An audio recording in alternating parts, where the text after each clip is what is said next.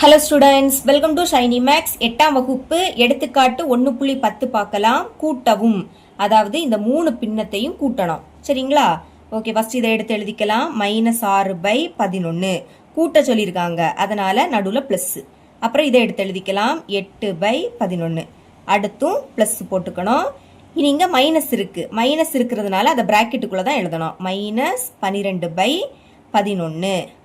Okay, அப்புறவு -6/11 சென்டரில் plus, அடுத்து 8/11.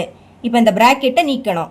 அப்போ என்ன பண்ணணும்? பிராக்கெட்னாலே பெருக்கல் இருக்குன்னு அர்த்தம், அதனால் பெருக்கணும். ப்ளஸ்ஸையும் மைனஸையும் பெருக்கணும். ஞாபகம் வச்சுக்கோங்க, இந்த மாதிரி பெருக்கும்போது ஒரே ஒரு மைனஸ் இருந்துன்னா அந்த மைனஸ் அப்படியே வந்துடும்.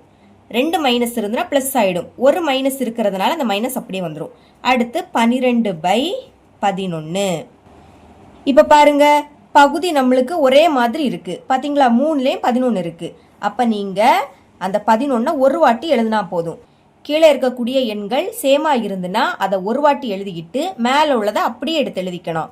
-6, அடுத்து +8, அடுத்து -12. ஓகே, இப்போ மேலே உள்ளதை கூட்ட போகிறோம். கூட்டும்போது 2 மைனஸ் குறியீடு இருந்துன்னா மைனஸ் குறியீடை போட்டுக்கிட்டு அதை 2ஐயும் கூட்டணும். ஞாபகம் வச்சுக்கோங்க, கூட்டும் போது 2 மைனஸ் இருந்துன்னா மைனஸை ஒரு வாட்டி எழுதிக்கிட்டு அந்த 2 நம்பரையும் கூட்டணும். கூட்டுங்க. 6ஐயும் 12ஐயும் கூட்டினா 18. பாக்கி இந்த +8 பைக்கு கீழே 11. அடுத்து கூட்டும் போது ஒரு மைனஸ் இருந்துன்னா என்ன பண்ணணும்னா கழிச்சு பெரிய எண்ணோட குறியீடை போடணும். ஞாபகம் வச்சுக்கோங்க, ஒரு மைனஸ் இருந்தால் கழிச்சு பெரிய எண்ணோட குறியீடை போடணும். கழிக்கலாம். 18லேருந்து 8 கழிச்சா 10. பெரிய என்னது? 18. 8 விடைக்க 18 பெருசு. இதோட குறியீடு மைனஸ், அப்போ மைனஸ் எழுதிக்கணும்.